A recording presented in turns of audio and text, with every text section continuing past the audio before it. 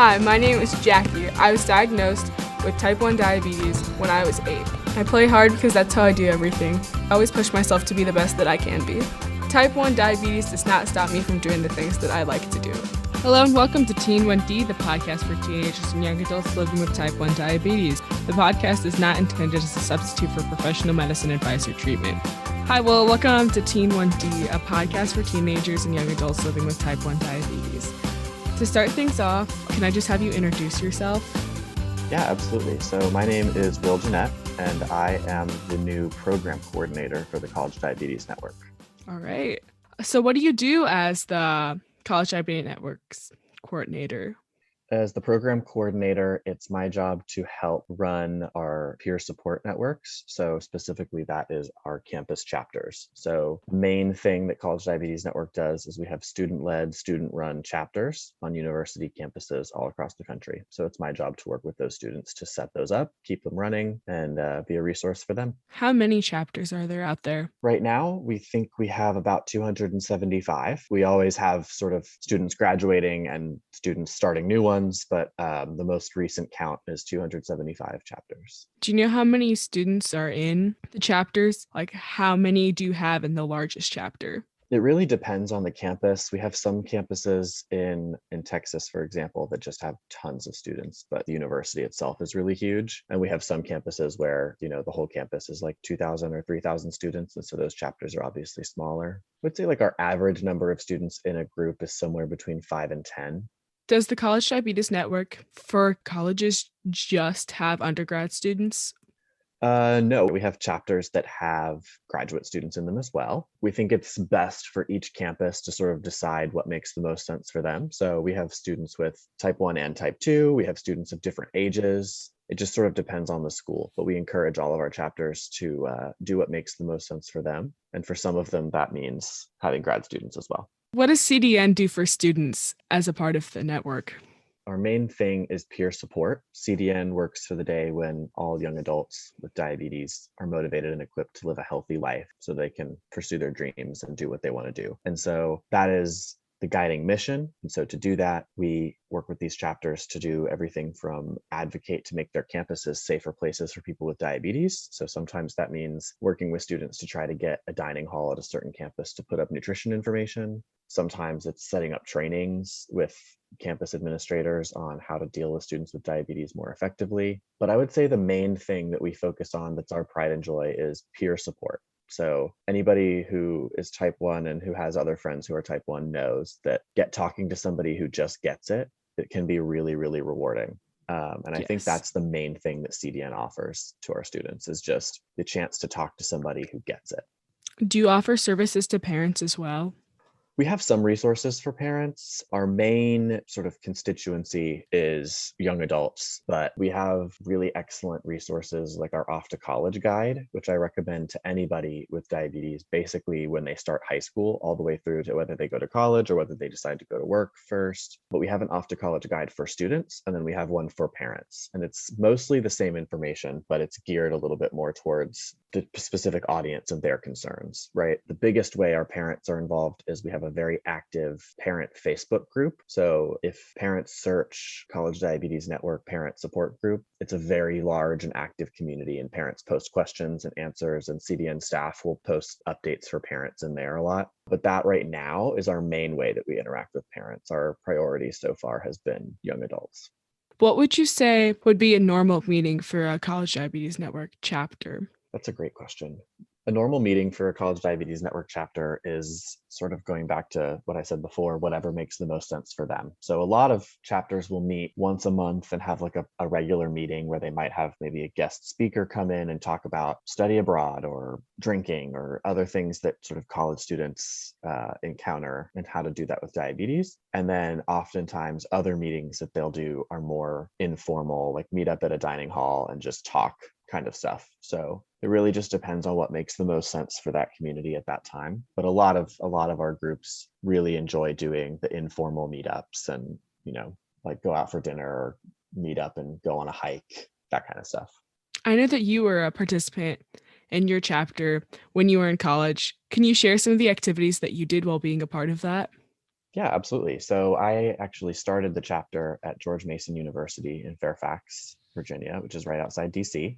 When we got started, we were a pretty small group. So we focused a lot on like the informal meetups. We'd go to the dining hall and just talk and make plans. And then slowly we started getting a couple of more members and we would meet new people. And we started deciding that what we really wanted to do was try to be active in our community. And that's what made sense for our group. And so we would have meetings to talk about planning awareness events or meetings with campus administrators to talk about diabetes. I remember we talked to the campus recreation folks and told them, do your personal trainers and students who are doing training in sports medicine want to have a seminar about diabetes? We can lead them through like coaching about how to, deal with people who have type 1 diabetes. So that was a lot of what we did. We didn't have so many regular meetings, so to speak, but we more often would have advocacy events. And then we also got involved with some local clinics and we would do off to college events every spring. And that was our favorite event. We would have an endocrinologist, a certified diabetic educator, both of whom who had type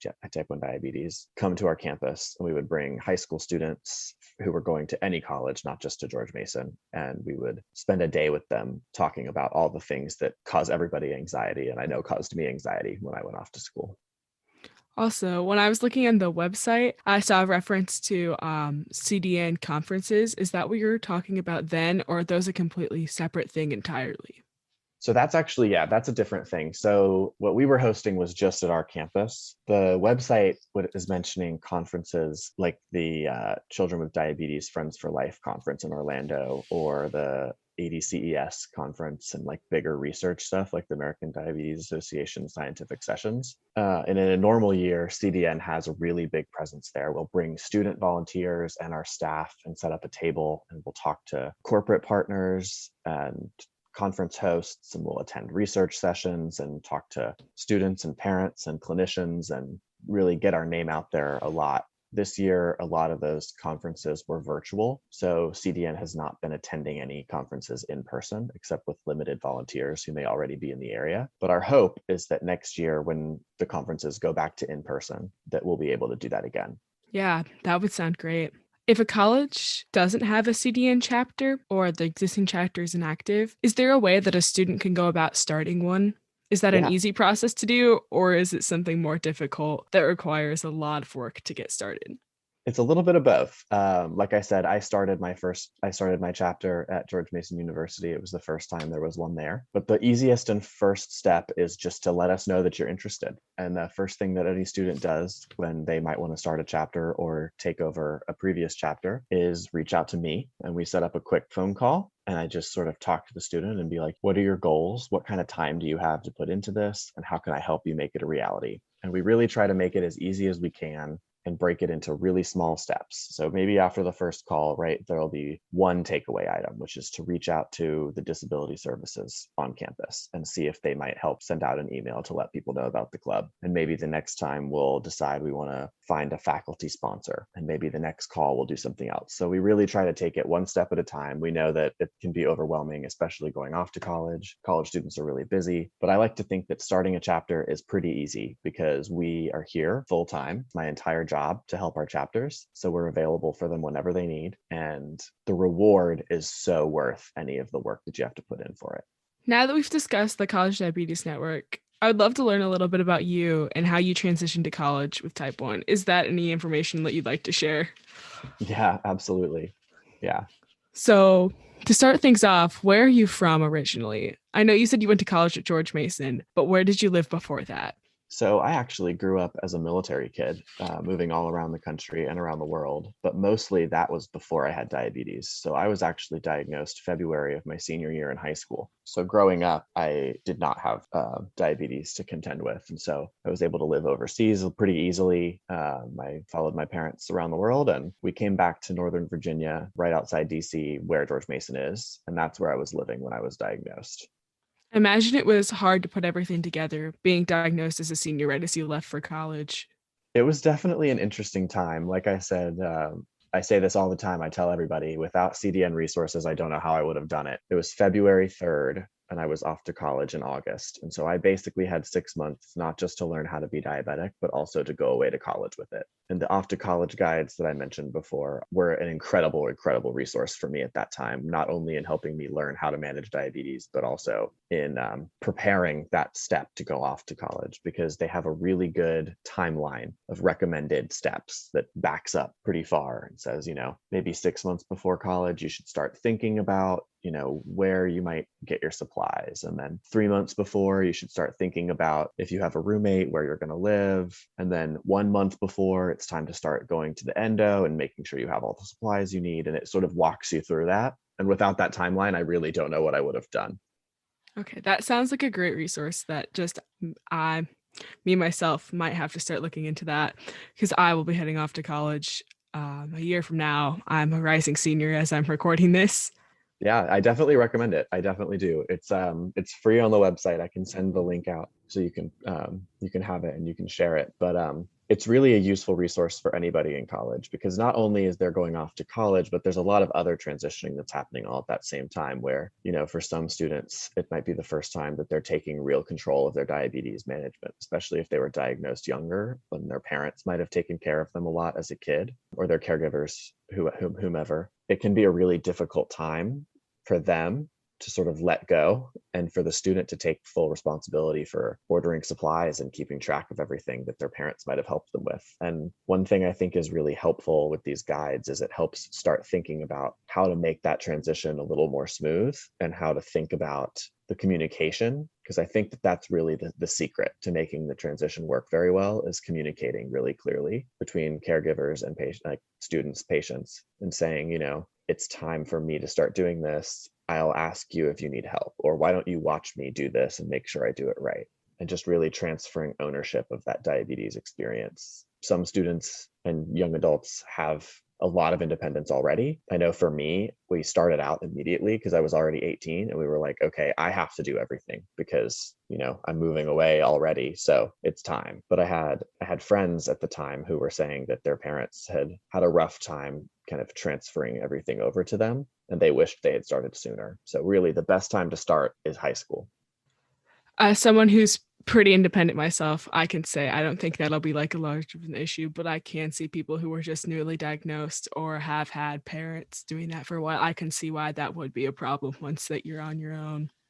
Yeah, and it can be tricky, and that's why we like to say, on your own but not alone. Like, your parents and your caregivers can still be a really good support network, and you should ask them for help if you need it. But it's just that independence that it's up to students and parents to work together to foster that, and to make sure that not just are the parents comfortable giving that responsibility, but that the student or the young adult is ready to take that responsibility. It's a process. And that's why I tell people, you don't want to start that process in June before you go to school in August, because that's a really quick turnaround.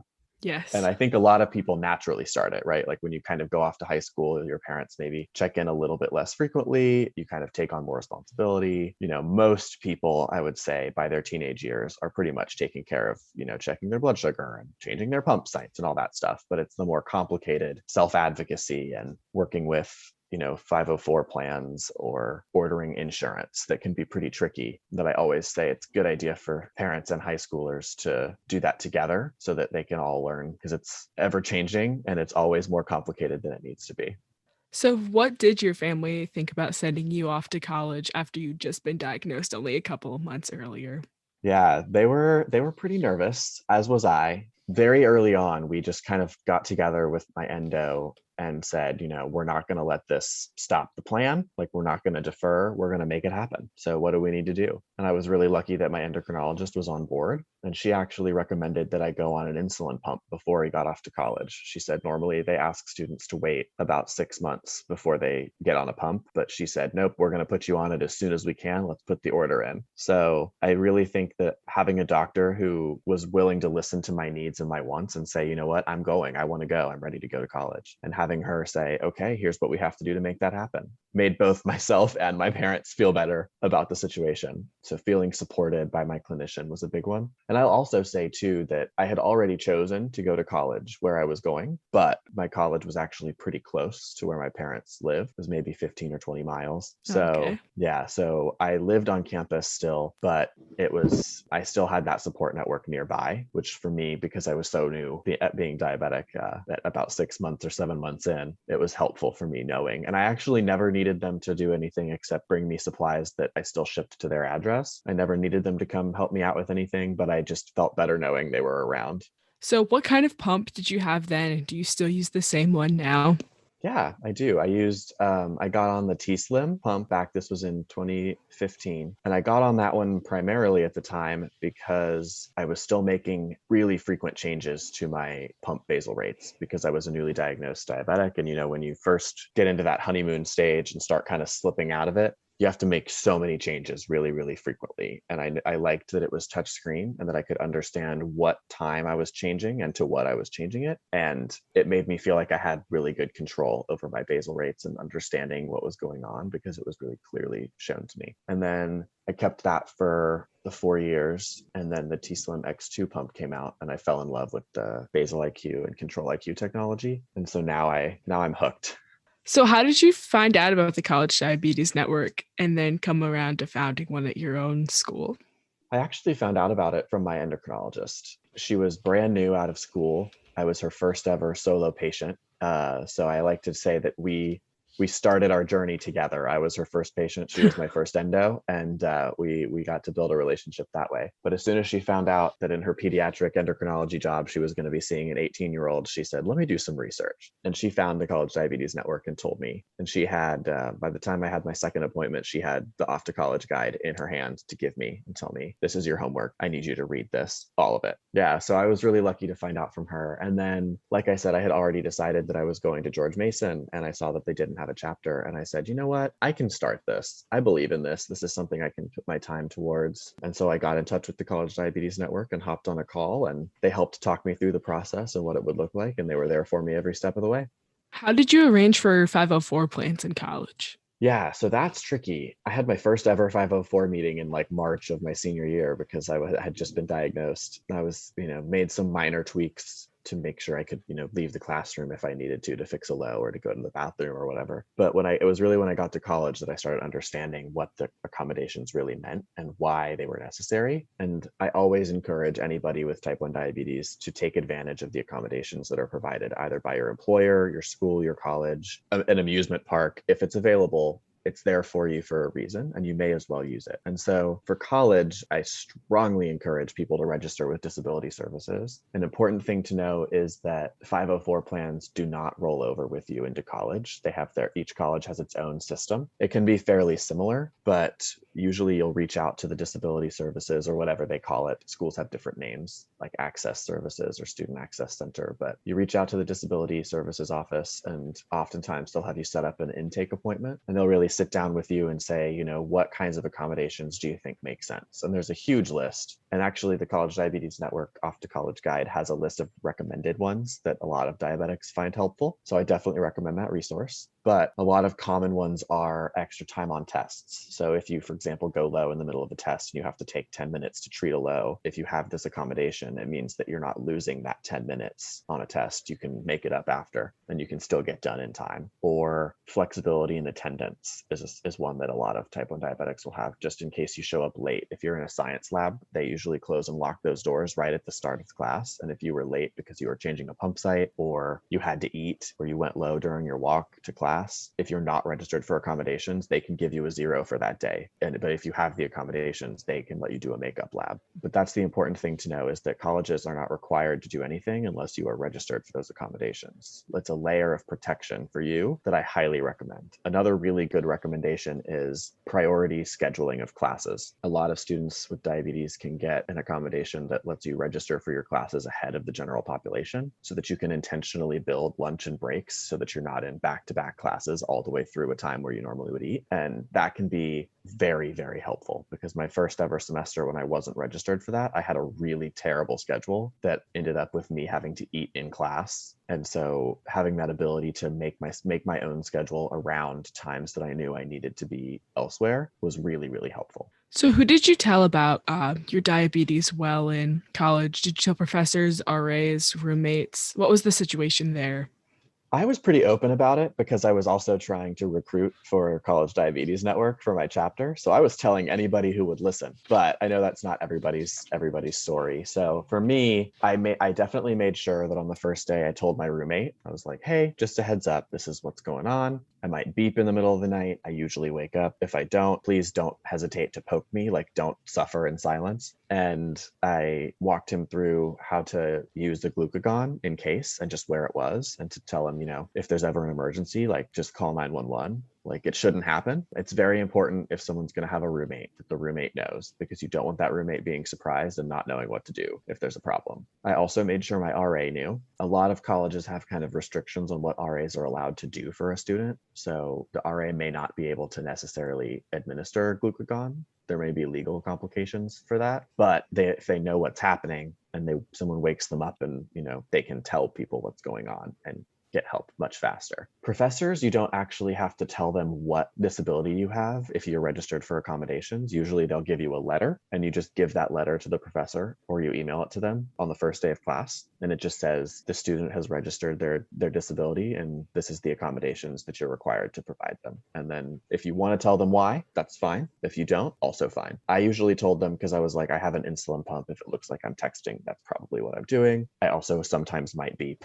I'll solve it. If I have to leave, this is what's going on. And I never had an issue. Professors were always very understanding. But like I said, those accommodations, technically the professor's only required to meet them if you're registered. So it's always a good idea to have that layer of protection, even though most professors will have no problem with it at all. And then for friends, I kind of told people whenever it came up. If I went to eat with them and they saw me, pull out my pump and ask what it was, I would just tell them, yeah, it's an insulin pump. This is what I do. But I know some students aren't as comfortable with that. And so what I always recommend is, people who must know are like your roommate. It's really a good idea to tell your RA. Outside of that, it's fully up to you. But, those are two people who I think it's really important if you're going to live on campus or live with a roommate anywhere. That person should probably know what's going on. Are there any things that you wish you would have done differently while in college with dealing with diabetes?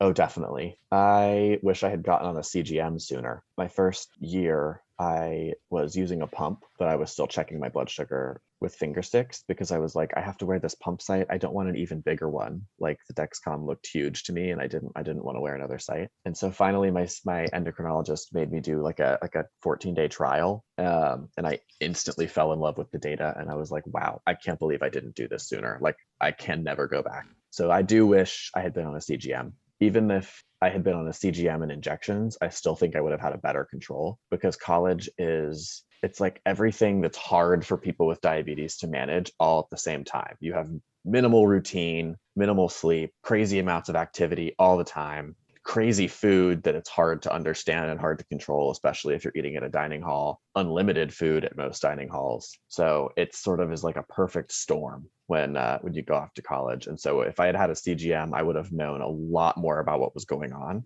And I think I would have had a lot better health and control that first year. What did you major in while in college too, just while we're on that note? So my major in college was conflict analysis and resolution. And my minor was in Russian. So I actually studied like political science and psychology and sociology and all these different subjects kind of rolled into one. And then I also read that you have a master's degree as well. Could you tell us about that? Yes, the master's is actually in the same thing. It's in conflict analysis and resolution. I was able to do a dual degree program. So it was like 5 years and I got the bachelor's and the master's in 5 years. And while also doing some research for this, I read that you enjoyed traveling. Could you tell us a little bit about where you've been? Yeah, so growing up, like I said, I lived kind of all over the world. So I lived in Lithuania, which is in Eastern Europe, and in Turkmenistan, which is in Central Asia. And my family got to do a lot of traveling from there. And I got to see a lot of different places in Europe that I'd always wanted to go to. And I just kind of fell in love with it from a young age. And so since then, and since being diagnosed with diabetes, I've gone to Germany. I've gone back to Lithuania. I've been to Ukraine. I've been to Honduras. And I've really started learning how to manage diabetes through time zone changes and different kinds of food and all that kind of stuff. And I really just love getting to see a new place. Like my favorite place to go is somewhere I've never been before. Has type 1 changed your travel in any way? Like, is there now a country that you're now not really wanting to go to just because inadequate medical care there? I've definitely thought, yeah, it's definitely occurred to me that there are places that would be more difficult to travel to. The way I look at it is I can carry enough supplies on my body for 15, 20, 30 days. So that's how long I'm willing to go somewhere. You obviously can't ever predict emergencies. So it's definitely still a bit of a risk. Yeah, I definitely feel like if I want to go somewhere, I can come up with a way to make it work. And I just have to, kind of like everything with diabetes, you can still do it. It just might be a little bit harder than most people. So for me, travel is the same way. I have to pack a lot more. Like my friends will be like, oh, I packed in this cute little backpack. And I'm like, nope, I have 3 weeks of pump supplies and insulin and juice boxes and Snickers and then my clothes. So I packed in this roll behind you bag. So it's definitely had some impacts like that where it's kind of annoying. And then also time zone changes are a struggle for blood sugars. Like your body has absolutely no idea what's going on anyway, and then add diabetes to that. But I honestly I just enjoy traveling enough that I give myself a little bit of a wider target range when I travel. I'm like, you know what? If I run at like 180 for a week, it's just a week. It'll be okay. You know what I mean? Have you ever had to seek medical care in a foreign country?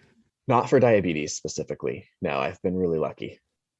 All right, I think that we're getting to the end here. Okay. Is there any unusual things that you've been asked about type 1 in your experiences in college or just outside in general? Oh, definitely. I'm trying to think of a good example right now. I think there's a lot of the common misunderstandings that people just sort of don't know about diabetes. A lot of can you eat that at the dining hall? A lot of that. Yeah. People who kind of aren't aware that you can like unplug your insulin pump if you want to go swimming or take a shower. They're like, wait, you can take that off? You're like, well, I mean, yes. Does this touch screen item look like something you would take in the shower? Like, what am I going to put it on or in? Like, I don't have pockets in the shower. So kind of stuff like that, just like the everyday stuff. But you have to kind of, take it day by day and just slowly educate your community. And in the end, like if your close friends know enough not to bother you, like it is what it is. Someone will always have something to say, but as long as the people you spend the most time with know what's up, to me, that sort of that's the priority. What's the best general advice that someone has given you about living on your own or with a roommate in college? Communication, definitely communication. I learned this through my academic studies as a expert in conflict resolution. Communication is key. Communicate with your parents, communicate with your roommate. If something's bothering you, if you don't say it right away, the angrier you'll get and the less rational you'll be when you finally do decide to say something. And most people don't mind having a conversation about it. If it's, say your roommate's playing loud music, like talk about that on day one. Just be like, hey, like I just sort of am more of like a going to bed kind of guy. Like I don't love having loud music on at this hour. Like, is that fine? And they'll be like, sure, why not? So just communicate your needs and set your boundaries and be clear about them. I think it can be hard for people to learn that skill, but it's so valuable in the end. Do you have any general advice about choosing a college or selecting a major? My general advice would be, well, this isn't really general advice. This is still advice for people with type 1 diabetes, I guess. Don't pick your college because of diabetes. Go where you want to go and figure out how to adapt later. Go, and this is where it turns into general advice. I think people should go where they feel like they're going to be at home. And like if that's really far away, it's okay. We'll figure it out, right? But I would hate for anybody to pick a school that they didn't think they were going to love. So keep looking around until you find one you love. Since there's more to everyone with type 1 than just type 1, what are some other things that you enjoy doing, or what are some shows that you enjoy watching on a streaming service or just on TV in general? I love that question. I really like to cook. I think it's fun. I got really into it during quarantine when I didn't have much else to do and I had all day. I would start cooking like beef bourguignon for like 4 hours, or I would learn how to, roast chicken in a cast iron skillet because I had 40 minutes and like, why not? So I've gotten really into cooking and trying new recipes and just seeing what's out. what's out there. And right now I'm binging Downton Abbey. I had never had a chance to watch it because it was always on when I was sort of living overseas and it was hard to get access to, but they put it on Netflix. So I've been watching Downton Abbey. Are there any events that you have planned for this summer that you would recommend to people doing or going to participate in? CDN is doing a chapter leader summer social for students who are thinking about starting a chapter, in a chapter, or leading a chapter of College Diabetes Network in August. So that's really been my main focus. It's obviously not like an event for everybody, but I think that we're going to start having more community events. And I know that there's also some good off to college events that are coming up. We did a recent one on Facebook Live with JDRF. So any students who are thinking about or starting to think about college, if they go to the College Diabetes Network Facebook page, they'll see the recorded video of that. It's about 40 minutes and it was a really good session. And we're hopefully going to do some more stuff like that, like information stuff coming up to talk about more things that we know our groups are interested in. Perfect. Is there anything else that we haven't covered that you'd like to add? I don't think so. Yeah, I think All we're right. good. Then thank you, Will, for being here, and thank you to everyone for listening as we end up this episode of Teen 1D. Thank you so much for being here, and I'm now closing out. See you next time. Bye. That's all for today. If you have any suggestions for future topics or guests, or just want to say hi, don't hesitate to reach out. You can email me at teen.teen1d@gmail.com or DM me on Instagram at teen1dpodcast. If you like my podcast, don't forget to subscribe, rate, and review, as it does really help me out. Thanks so much for listening, and don't forget to tune into next week's episode. Have a great week!